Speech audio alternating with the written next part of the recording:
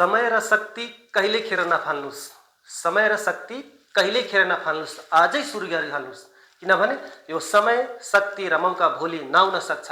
नमस्कार, यहाँहरूलाई सम्पूर्णलाई स्वागत छ यो जुन एजुकेसन शिक्षक सेवा एन्ड लोक सेवा गाइड युट्युब च्यानलमा। आज हामी विश्वको भूगोल अन्तर्गत रहेर छलफल गर्नेछौँ। विश्वको भूगोल, यो विश्वको भूगोल सुरु गर्नुभन्दा अगाडि भूगोल, यो भूगोलको पिता भनेर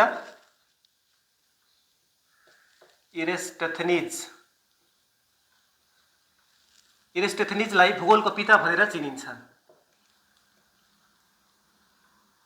यिनलाई भूगोलको पिता भनेर चिनिन्छ।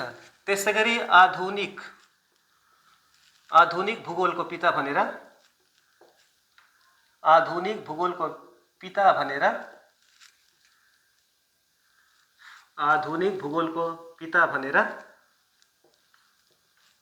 कार्ल रिटरलाई चिनिन्छ।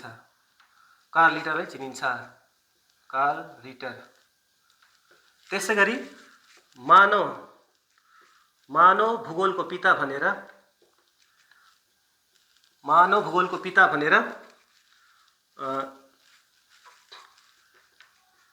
फ्रेडरिक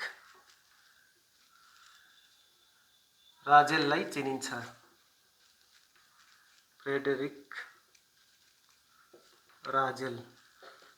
मानव भूगोलको पिता भनेर चिनिन्छ भने सामाजिक भूगोलको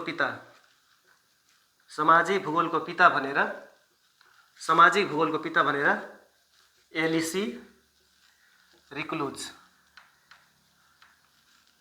रिक्लुजलाई सामाजिक भूगोलको पिता भनिन्छ। यसरी यो चारवटा रहेको थियो।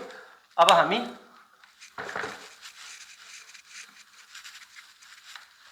यो जुन हाम्रो पृथ्वी छ, यो हाम्रो पृथ्वी जुन छ नि, यसको क्षेत्रफल कति होला? यो हाम्रो पृथ्वीको क्षेत्रफल करिब 51 करोड वर्ग किलोमिटर रहेको छ है। यो हाम्रो पृथ्वीको क्षेत्रफल 51 करोड वर्ग किलोमिटर रहेको छ भने वर्ग माइलमा भन्दाखेरि 19 करोड 17 लाख वर्ग किलोमिटर रहेको छ। यो वर्ग माइलमा 19 करोड 17 लाख वर्ग माइल रहेको छ यसको। र जति यसको क्षेत्रफल छ नि, त्यो क्षेत्रफलको 70.8% पानीले ढाकेको छ, मतलब जलमण्डल रहेको छ 70.8%। यदि यसलाई क्षेत्रफलमा हेर्ने हो भने यो 36 करोड 10 लाख वर्ग किलोमिटर, 36 करोड 10 लाख वर्ग किलोमिटर रहेको छ भने यति पानी हो। र बाँकी रहेको जमिन 29.2% जमिन छ, जसलाई क्षेत्रफलमा हेर्दाखेरि 14 करोड 90 लाख वर्ग किलोमिटर हो। यसरी 70.8% पानी रहेको छ भने 29.2% जमिन रहेको छ। यसलाई राउन्ड अप कुनै किताबहरूमा राउन्ड अप गरेर दिएको हुन्छ। 71% पानी रहेको छ भने जमिन 29% राउन्ड अप गरेर दिएको छ। अब जाउँ, अब यो हाम्रो पृथ्वीको तौल कति होला? अन्दाज लगाउन सकिन्छ र? तौलको यो पत्ता लगाइएको छ। विभिन्न प्रविधिको माध्यमबाट यो पृथ्वीको तौल निकालिएको छ। कसैले गएर उठाएर तौलेको छैन है, यो त सम्भव पनि छैन। यो विभिन्न प्रविधिको प्रयोग गरेर पृथ्वीको अनुमानित तौल निकालिएको छ है। अनुमानित तौल जुन यसको रहेको छ, तौल 5.972 × 10⁻24 केजी। यति किलोको हाम्रो पृथ्वी छ। 5.972 × 10⁻24 केजी। अब यो पृथ्वीको हामी व्यासतिर जान्छौँ। व्यास र परिधि। यो जुन हाम्रो पृथ्वी छ, यो पृथ्वी यो माथिल्लो भागलाई यहाँकोलाई उत्तरी ध्रुव र तलकोलाई दक्षिणी ध्रुव भनिन्छ। यो पृथ्वीलाई ठ्याक्कै आधाबाट काट्ने गरी दुई रेखा काटिएको छ भने ठ्याक्कै कागतीलाई ठ्याक्कै बीचबाट काट्दाखेरि जुन बन्छ त्यसलाई हामी भूमध्य रेखा भन्छौँ। भूमध्य रेखा भन्छौँ। ल भूमध्य रेखा। अब यो पृथ्वीको व्यास निकाल्दाखेरि हेर्दाखेरि अब यो जस्तै हाम्रो पृथ्वी करिब करिब सुन्तलाको आकारको जस्तै छ हैन, ओरेन्ज आकार जस्तै छ। यो तलमाथि दबेको र बीचमा यो फुकेको छ। यो दूरी कम भएको र यो बढी भएको। यसरी त यो पृथ्वीको व्यास हेर्दाखेरि व्यास दुई प्रकारको हुन्छ, दुईटा हुन्छ यो पृथ्वीको लागि। एउटा भूमध्यरेखीय व्यास हुन्छ, एउटा ध्रुवीय व्यास हुन्छ। सबैभन्दा पहिला भूमध्यरेखीय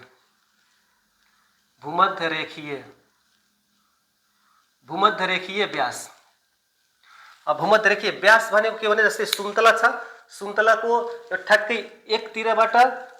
एकतिरबाट छिराएर अर्कोतिरसम्म हो। यो यसको सुन्तलाको वरिपरि होइन, पृथ्वीको वरिपरि होइन है, पृथ्वीको कुनै ठाउँबाट बीचको ठाउँबाट है, यो भूमध्य रेखाबाट भएर जानुपर्छ। यो ठ्याक्कै यसको बीचबाट के भन्छ सलागाले कोचे जस्तै अर्कोतिर निकाल्ने। ठ्याक्कै सलागाले कोचेर अर्कोतिर निकाल्नु भनेको त्यो पृथ्वीभित्र जति रहन्छ त्यो पनि केन्द्र भएर जानुपर्छ। जति रहन्छ यसरी गर्नुहोस् चाहे यसरी गर्नुहोस्, त्यस्तो गर्न मिल्दैन। सिर्फ कहाँबाट गर्नुपर्छ? यो भूमध्य रेखाबाट, किनभने यो भूमध्यरेखीय व्यास भूमध्य रेखा भएर जानु पर्यो। यसरी यहाँबाट यहाँसम्मको यो दूरी रहेको छ 12,756 किलोमिटर। यो भूमध्यरेखीय व्यास हो भने ध्रुवीय व्यास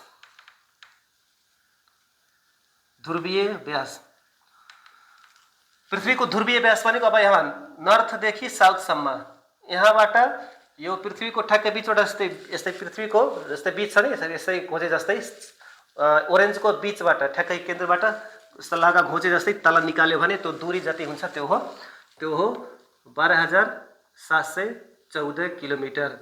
यो दुईटाको फरक रहेको छ 42 किलोमिटरको। 42 किलोमिटरको फरक रहेछ। भूमध्यरेखीय व्यास बढी छ किनभने यो फुकेको हुन्छ र ध्रुवीय व्यास कम छ किनभने यो दबेको हुन्छ दुईतिर। अब यसको परिधि हेरौँ। परिधि पनि दुई प्रकारको हुन्छ। यसमा पृथ्वीमा दुईटा हुन्छ, एउटा भूमध्यरेखीय त भूमध्यरेखीय परिधि भनेको अब यो परिधि भनेको वरिपरि हो। यो परिमिति भने जस्तै वरिपरि हो। अब पृथ्वीको वरिपरि कुनै एक ठाउँबाट भूमध्य रेखा कुनै एक ठाउँबाट राखेर वरिपरि फेरि त्यही ठाउँ आउनु। चाहे यहाँबाट सुरु गरेर वरिपरि गर्दै फेरि त्यही ठाउँ आउनु, अथवा यहाँबाट सुरु गरेर नाप्दै त्यसको त्यही ठ्याक्कै अपोजिटमा गएर यहाँसम्म आउनु भनेको त्यो हो परिधि। यसको वरिपरि है, यसको ठ्याक्कै वरिपरिको हो यो। त यो वरिपरिको दूरी हो। त यसरी पृथ्वीको भूमध्यरेखीय परिधि भनेको 475 किलोमिटर, मतलब 40,075 किलोमिटर यसको भूमध्यरेखीय परिधि रहेको छ भने ध्रुवीय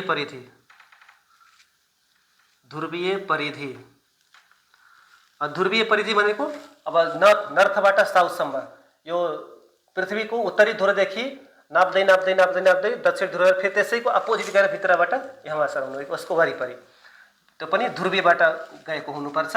त्यो रहेको छ 4,008 किलोमिटर, मतलब 40,008 किलोमिटर यसको ध्रुवीय परिधि रहेको छ। अब यहाँ विभिन्न रेखाहरू छन्। यो रेखातिर जाउँ। यो जुन रेखा छ यसलाई भूमध्य रेखा भनिन्छ, जुन कि यो 0 डिग्रीको अक्षांश रेखा पनि भनिन्छ। 0 डिग्रीको अक्षांश रेखा। यसको यो रेखाको माथि एउटा अर्को रेखा छ 23.5 डिग्री, जसको नाम हो कर्कट रेखा। यसलाई ट्रपिक अफ क्यान्सर पनि भनिन्छ इङ्ग्लिसमा। त्यसगरी ठ्याक्कै त्यसको अपोजिटमा तलतिर, मतलब यो दक्षिणी गोलार्धमा त्यत्तिकै दूरीमा 23.5 डिग्रीको रेखालाई भनिन्छ मकर रेखा। ट्रपिक अफ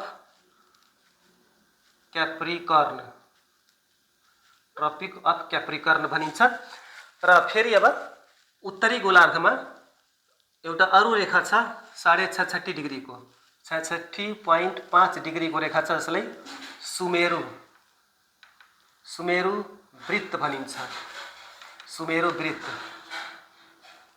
आर्कटिक सर्कल भनिन्छ भने त्यसको ठ्याक्कै त्यतिकै दूरीमा अपोजिट साइडमा यतातिर दक्षिणी ध्रुवतिर 66.5 डिग्रीको रेखालाई भनिन्छ कुमेरु वृत्त। अन्टार्कटिक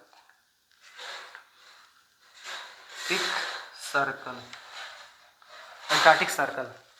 अब यसरी यो भूमध्य रेखाको 5 डिग्री उत्तरतिर र 5 डिग्री दक्षिणतिर यो रेखाले भनिन्छ डोल्ड्रम भनिन्छ। डोल्ड्रम्स, जसलाई नेपालीमा कटिबद्ध रेखा भनिन्छ। कटिबद्ध रेखा। अब यो सुमेरु वृत्तमा कतिवटा देश पर्छ, कतिवटा महादेश पर्छ भनेर हेर्दाखेरि यसमा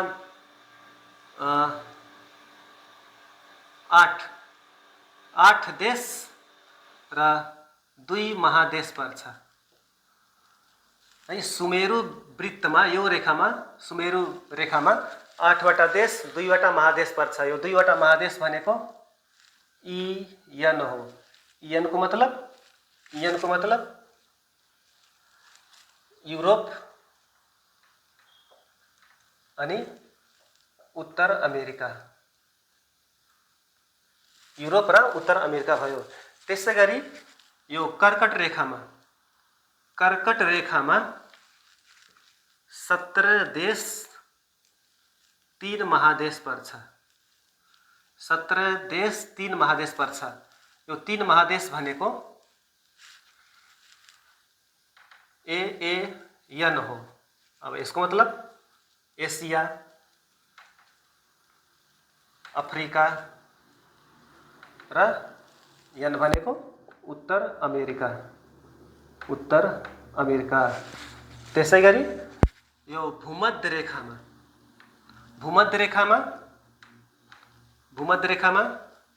13 देश 3 महादेश। यहाँ पनि 3 वटा महादेश नै हो। 13 देश 3 महादेश भूमध्य रेखामा पर्छ। यो 3 वटा महादेश भनेको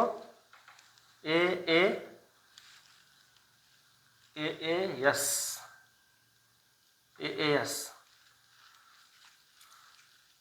अब यो यसको मतलब हो एसिया,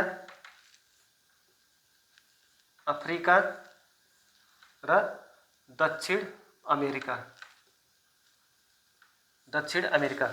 एसिया, अफ्रिका, दक्षिण अमेरिका। त्यसैगरी अब लास्ट रहेको छ यो मकर रेखा। मकर रेखा 10 देश र 3 महादेश। 10 देश 3 महादेश पर्छ। यो 3 वटा महादेश भनेको AAS। यो भनेको एउटा ए भनेको अफ्रिका भइहाल्यो, अफ्रिका, एउटा अस्ट्रेलिया र एउटा साउथ भनेको दक्षिण अमेरिका। यसरी सुमेरु वृत्तमा 8 वटा देश 2 वटा महादेश पर्छ। त्यो 2 वटा महादेश भनेको युरोप र उत्तर अमेरिका भइहाल्यो। र कर्कट रेखामा 17 देश 3 महादेश पर्छ। यो 3 महादेश भनेको एसिया, अफ्रिका, उत्तर अमेरिका। र भूमध्य रेखामा 13 देश 3 महादेश भनेको एसिया, अफ्रिका, दक्षिण अमेरिका। र मकर रेखामा 10 देश 3 महादेश। यो 3 महादेश भनेको AAS, अफ्रिका, अस्ट्रेलिया र दक्षिण अमेरिका। अब यो देशहरूको बारेमा हामी अर्को भिडियोमा छलफल गरौँला। अब हामी आउने भिडियोमा यो पृथ्वीको आउने भिडियोमा हामीले पृथ्वीको यो उत्तरी ध्रुवको बारेमा, दक्षिणी ध्रुवको बारेमा, अक्षांश रेखाको बारेमा अनि यो देशान्तर रेखाको बारेमा र अन्य रेखाहरूको बारेमा हामी छलफल गर्नेछौँ।